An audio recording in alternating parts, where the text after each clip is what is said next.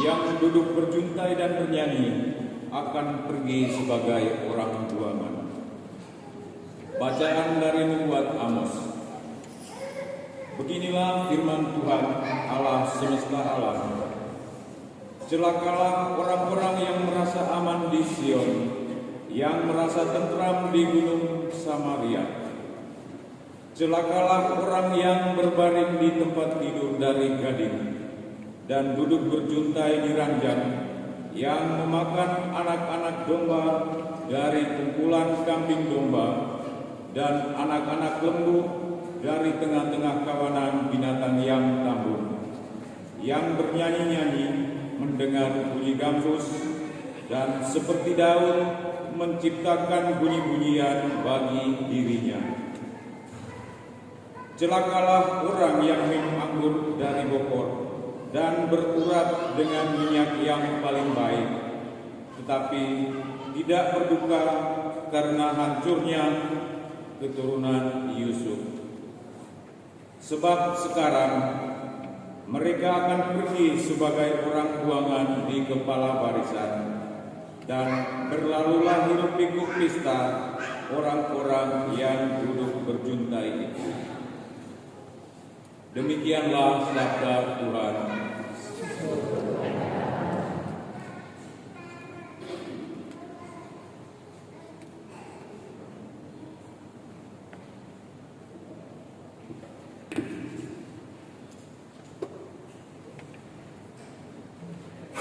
Pujilah Tuhan,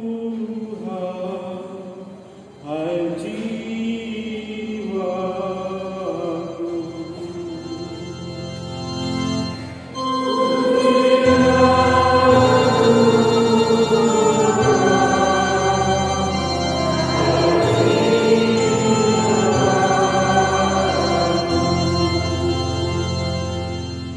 Dialah yang menegakkan keadilan bagi orang yang diberat dan memberikan roti kepada orang yang lapar. Tuhan membebaskan orang-orang yang terkurung.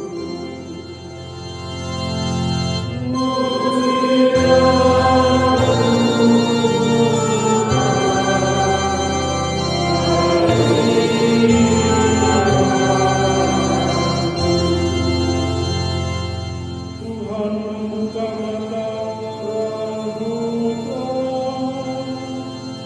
Tuhan menegakkan orang yang terkurung.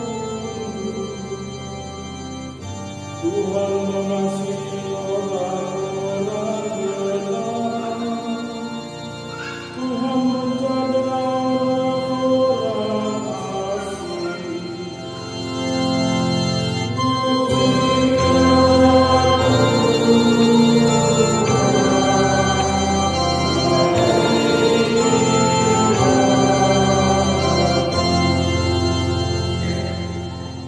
Anak yatim dan janda ditegakkannya kembali. Tuhan, tetapi jalan orang fasik dibengkokkannya. Tuhan itu Raja untuk selama-lamanya. Allah Sion turun-temurun.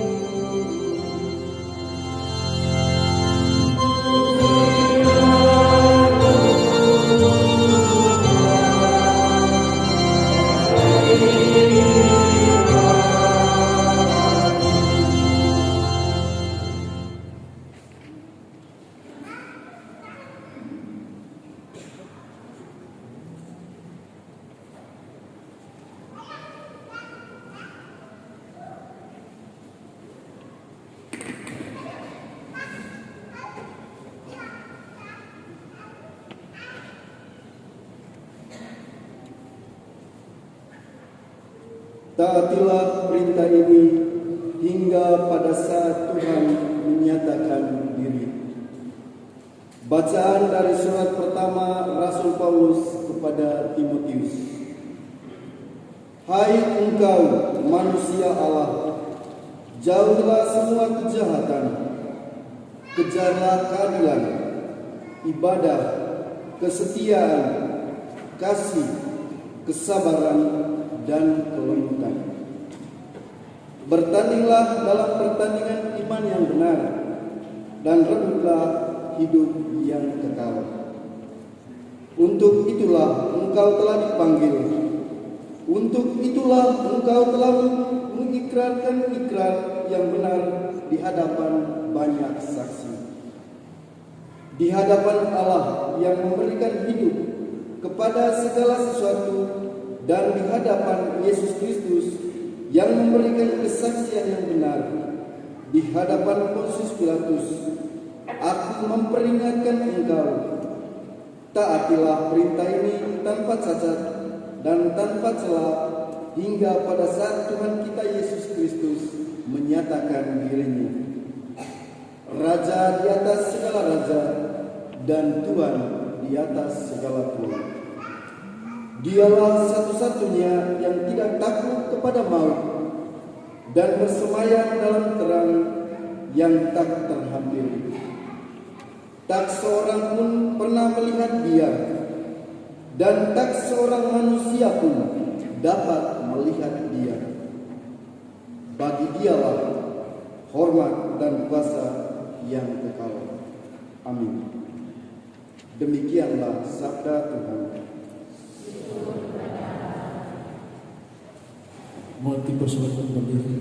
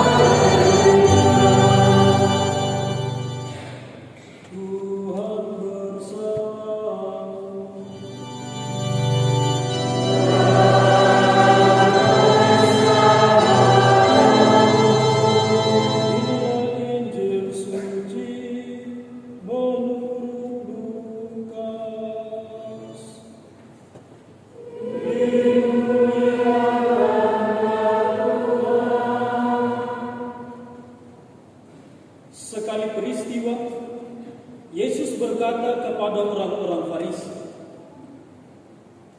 "Ada seorang kaya yang selalu berpakaian ungu dari kain halus, dan setiap hari ia bersukaria dalam kemewahan. Ada pula seorang pengemis bernama Lazarus. Badannya penuh borok. Ia berbaring dekat pintu rumah orang kaya itu dan ingin menghilangkan laparnya dengan apa yang jatuh dari meja orang kaya itu. Malahan anjing-anjing datang dan menjilat boroknya. Kemudian matilah orang miskin itu. Lalu dibawa oleh malaikat-malaikat ke pangkuan Abraham. Orang kaya itu juga mati, lalu dikubur. Sementara menderita sengsara di alam maut, ia memandang ke atas, dan dari jauh dilihatnya Abraham dan Lazarus duduk di pangkuannya. Lalu ia berseru, "Bapa Abraham, kasihanilah aku. Suruhlah Lazarus supaya ia mencelupkan ujung jarinya ke dalam air dan menyejukkan lidahku, sebab aku sangat kesakitan dalam nyala api ini."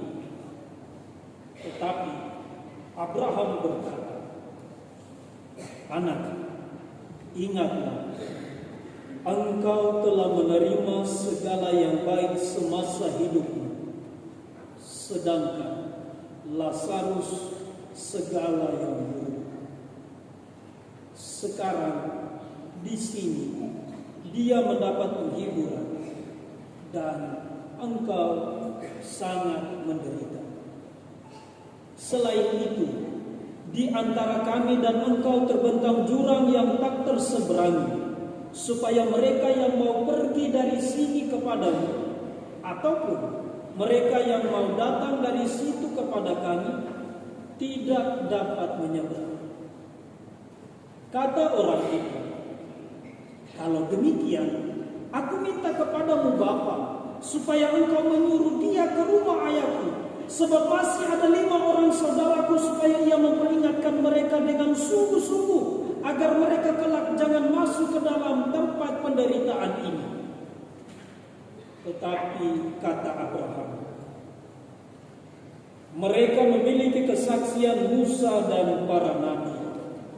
Baiklah, mereka mendengarkannya." Jawab orang itu, "Tidak, Bapak Abraham. Tetapi jika ada seorang yang datang dari antara orang mati kepada mereka, mereka akan bertobat."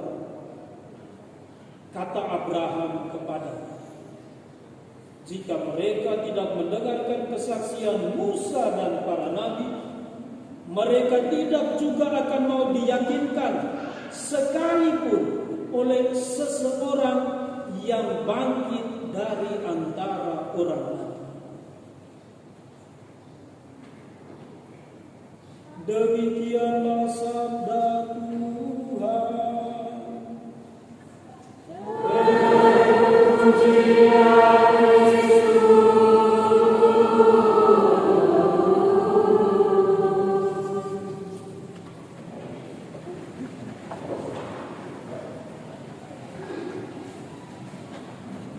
Saudara dan saudariku yang terkasih, selamat hari Minggu besok. Jumpa lagi kita yang dalam rumah Tuhan yang baik ini, dan rasanya hari ini hawanya agak beda. Seolah-olah seperti ada salju kecil-kecil gitu, dingin sekali.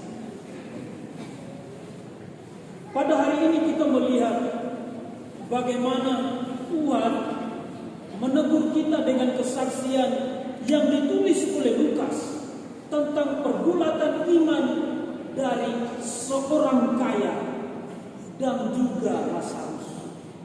Kenyataan ini mengantar kita, atau refleksi ini mengantar kita akan sebuah pentingnya memaknai hidup, yang mana di sini diajak kita sekalian diarahkan untuk melihat bahwa sungguh hidup kita di dunia ini merupakan sebuah latihan yang diarahkan untuk hidup kekal, saudara dan saudari terkasih.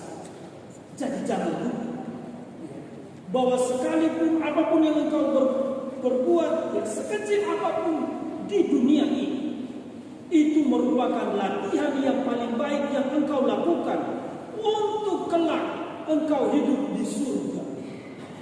Suasana yang engkau rasakan di sini bisa jadi juga itu merupakan spionase, cerminan untuk supaya kita kelak bisa menemukan hidup bahagia di surga. Apalagi kalau pada saat Ekaristi.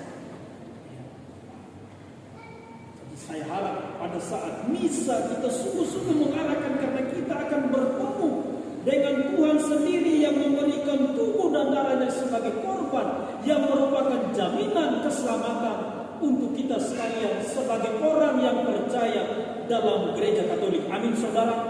Amin. Puji Tuhan. Kami lalu itu Romo Jenny Rubus itu berapi-api seperti ini kan bagus sekali.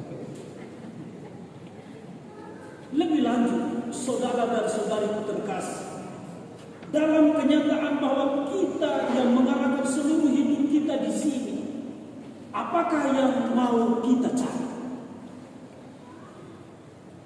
Sabda Tuhan pada hari ini, Dia mengajarkan kepada kita dengan jelas bahwa yang mau kita cari itu adalah pertolongan dari Tuhan sendiri. Arahan ini sungguh sangat jelas diminta dan juga diberikan gambaran yang baik oleh orang kaya yang meminta kerahiman dari Allah supaya memberikan dia setitik kesejukan kerahiman Allah untuk supaya dia bisa kecap dengan lidahnya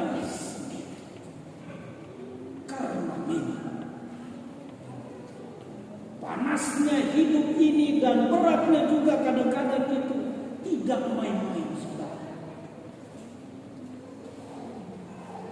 Mungkin kita bisa bertanya, adakah dalam hidup kita merindukan kerahiman Allah yang baik ini?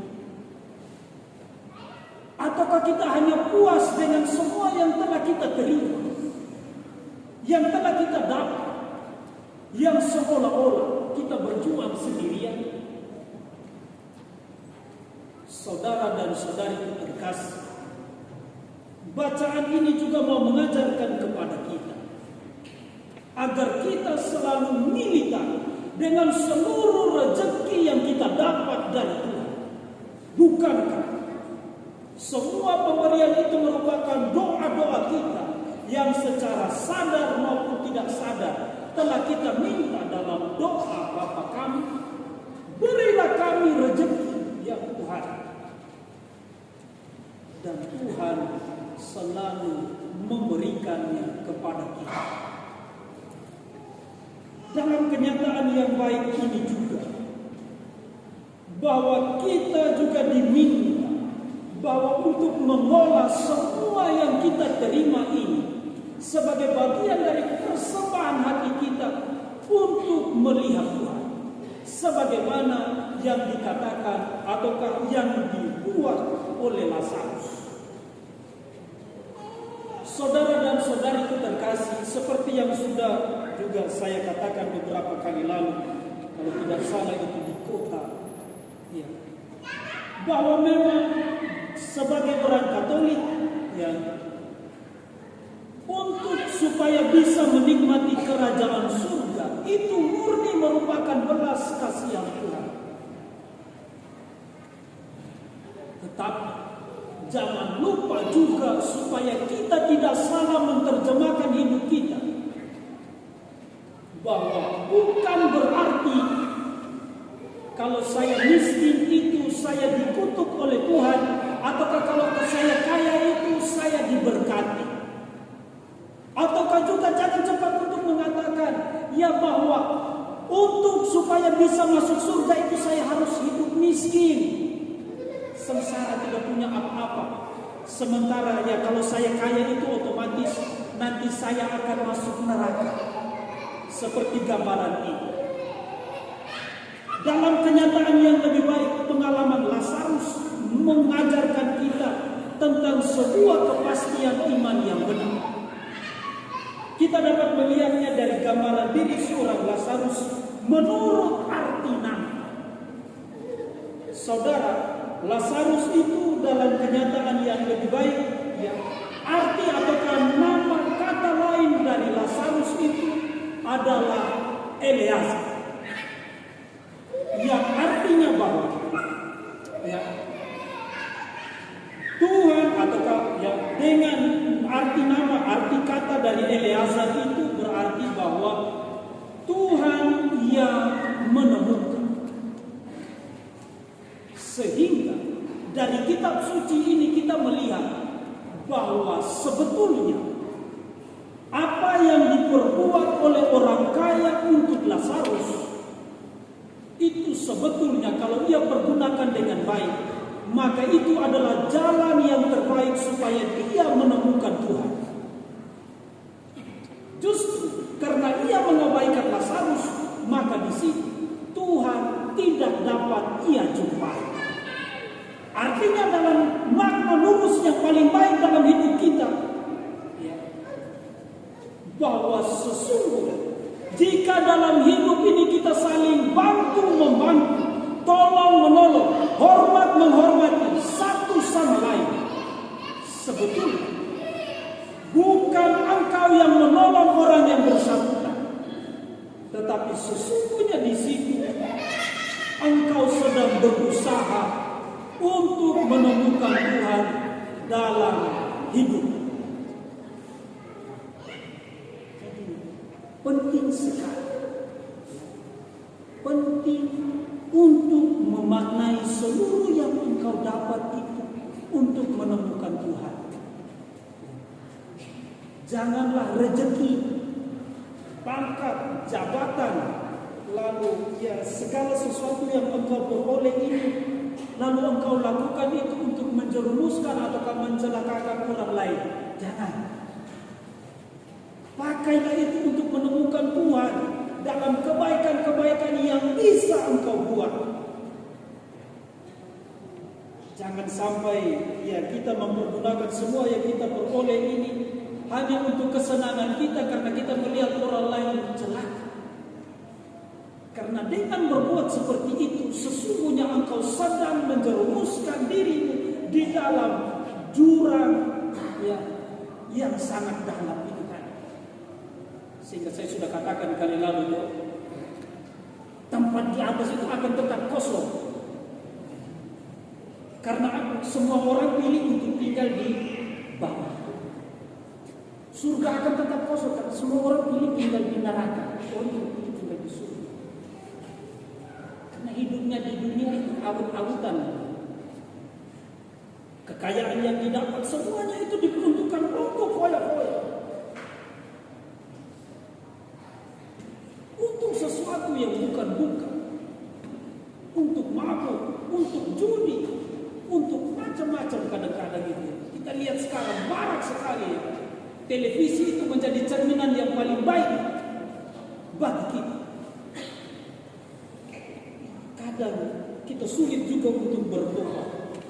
Karena memang kita masih butuh banyak lagi. Oleh karena itu saudara dan saudari itu terkasih, semoga dengan teguran Lazarus dalam kisahnya bersama dengan orang kaya ini menuntun kita sekalian untuk mengarahkan hati, cinta dan niat kita supaya kita bisa menemukan Tuhan dalam diri sesama. Dan semoga kita semua bisa saling mencintai dengan tulus seturut yang sudah dibuat oleh Yesus Kristus, Sang Pengantara, Putra Allah yang setia, manusia yang paling suci, yang menjadi jalan dan jaminan keselamatan untuk kita. Selamat hari Minggu, Tuhan memberkati.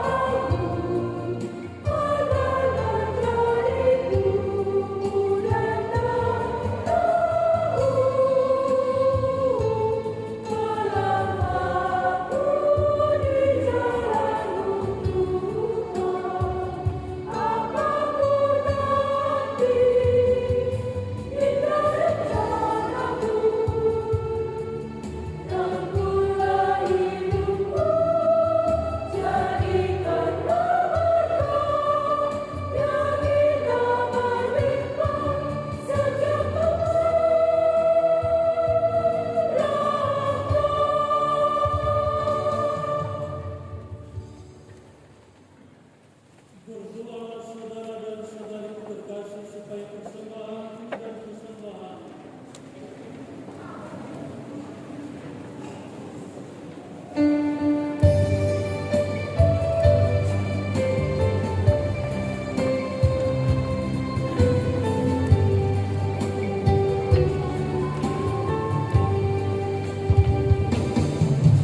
Aku berdosa padanya,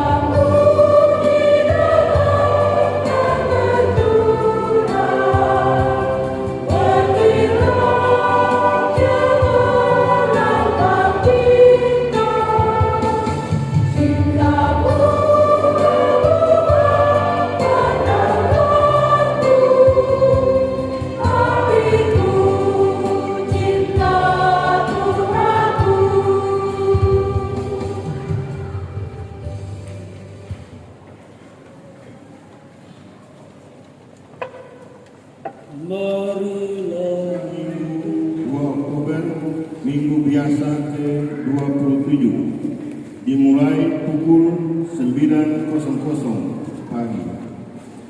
Buku lagu Mada Bakti. Lektor Ibu Yospina Baru dan Saudari Claudia Lemala. Mazmur dan doa umat Ibu Mary Godi. Organis Bapak Edo Berwatwari. Pramisa dan Haleluya Bapak Yosef Rahbar. Kor dan persembahan Kering Skolastika. Pembersihan gereja Kering Santa Agnes. Tatip Bapak Alex Rian dan Bapak Leo Bedaleo. 2. Petugas Misa Pembukaan Bulan Rosario 1 Oktober 2022. Misa dimulai pukul 18 jam 6 sore. Buku lagu Mada Bakti. Lektor Ibu Yanti Iku dan Ibu Ivon Mangkei. Mazmur dan doa umat Ana Maria Ferry Botung. Organis Bapak Edo Berwatwari. Pramisa dan Haleluya Ibu Irene Diogo. Kor dan persembahan Kering Agnes. Pembersihan gereja Kering Skolastika. 3. Lain-lain.